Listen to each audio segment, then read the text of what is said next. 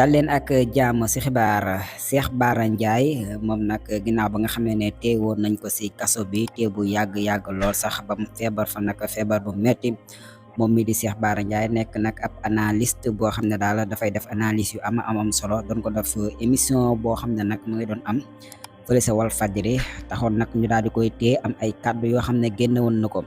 moom Cheikh Bara Ndiaye nag nit ñaa ngi doon wax sax que ne nag moom génn na. May nañ ko liberté provisoire waaye nag lool boobee xibaar nekkul xibaar boo xam ne wér na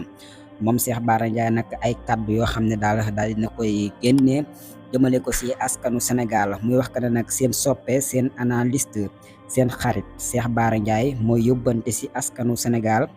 di wax que ne nag yàlla na fi yàlla sunu borom wasaare jàmm defal ñu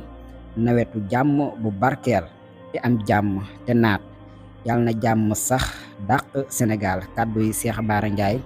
fële sa kaso ba nga xam ne nag daal di nañ ko fay tëj ñu koy ñaanal nag mu daal di fay génn ak